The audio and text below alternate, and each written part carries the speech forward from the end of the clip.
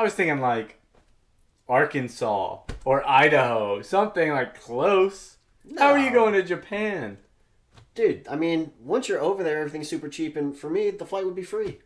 How is the flight free? Points. So, I know, everyone wants to travel for free, but what will it really take? Stop wasting money on that dumb shit and instead put it in investment. I know it's tempting to spend it and be broke again. What's going on, guys? It's your bro Taylor. And your bro Tommy here. And today, we're talking about how everyone wants to travel for free, but what does it really take to do it? So, we're going to be keeping it very simple, very achievable, going over some of the more basic point systems and what you would actually have to spend to have enough to travel wherever you wanted. And we all want to travel for free. I know what an Extra, intro in there. Beautiful ad. So on average, people tend to spend $400 round trip domestically for flights. Yeah, I mean, in my experience, it's a little bit more, but I tend to book kind of last minute because my company pays for a lot of my travel. That's convenient, very convenient.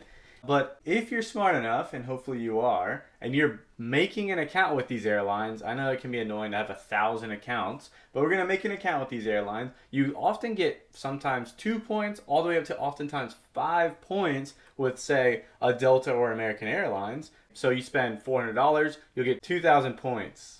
Yeah, and that's just being a member, not with any kind of status or anything, because oftentimes you get a higher status within those airlines. They offer an even better ratio, so you may be earning 9, 10, 11 points per dollar spent. But we're going to go off the assumption that you're starting from zero, so you're just a basic member, just created the account. So a typical domestic round-trip flight will cost you somewhere between 15 and 30,000 points. Occasionally, I found them as low as, say, 8,000 points. But obviously they can also exceed that. You could, double that number depending on where you're trying to do, what time of the year it is, what time flight, if you're going straight to the no connections, all type of variables come into play.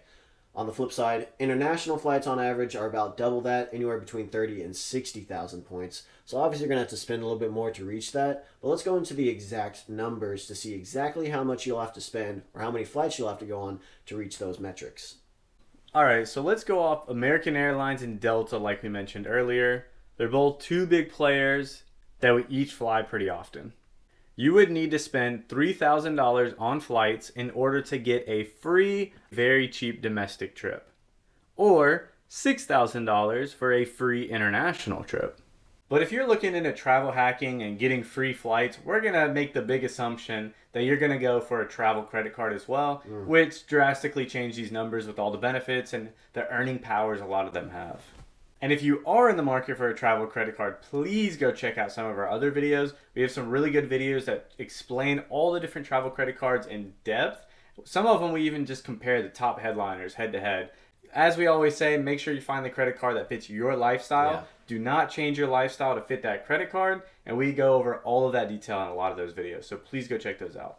Now, I know you may be thinking, well, if I suddenly start getting credit card points, then wouldn't I have to use it in that credit card portal? Well, a lot of times, a lot of these credit cards have transfer partners. So we're going to kind of do the most simple math, really, and give a more personal anecdotal example. Like for me, I have the Amex Gold. So I get 2 times points or 2 times miles on flights booked directly with that airline. So let's say I was starting at 0. I mean, I had status, but we'll start at 0. So I was getting 5 times points directly with Delta and then 2 times miles with my Amex card. And Amex is a partner with Delta, so it's a 1-to-1 transfer. So I spent enough money to where I had a decent number of points in my Delta account and then a little bit less points but in my Amex account. But then once I transfer them over, obviously my balance goes way up. So essentially it worked out to where I was getting 7 times points on each dollar I spent on flights. In which case I would need to spend less than $2,200 for that same free domestic round trip. And less than $4,300 for a free international trip. And given the average cost for domestic flights, you need to go on about 6 trips to be able to afford that free domestic trip and about 11 trips for the international. And you might be saying, that's a lot. 11 trips? I take 1 trip a year. That'll take me forever to get to that. But again, these are very, very simple numbers, very basic example, just to get the concept across. That doesn't introduce the idea that a lot of credit cards offer intro bonuses. A lot of credit cards offer not only transfer partners, but bonuses on those transfer partners.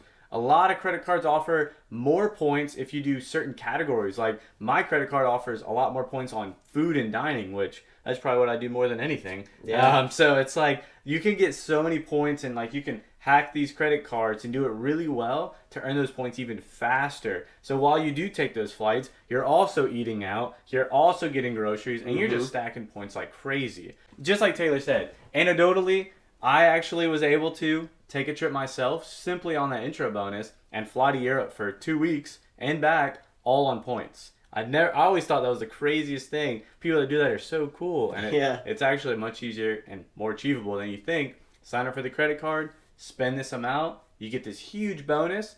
Obviously, after that first year, it might be a little bit harder, but you got a whole year to save up or spend and earn those points back. So there's many ways to earn it, and that's the whole point I'm trying to get across here. This is just the simple example, the simple numbers to get that concept of how to get that flight.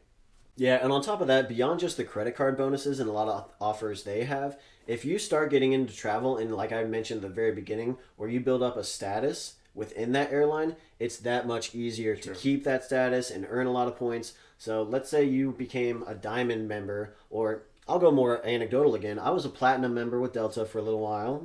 No big deal. So I was getting 9 times points for every dollar I spent on a Delta flight, plus the 2 times points on my Amex card. So I was getting essentially 11 points for every dollar I spent, at which point to amass 15,000 points, I would only need to spend about $1,400. That's a few flights for me, because I oftentimes booked like last minute.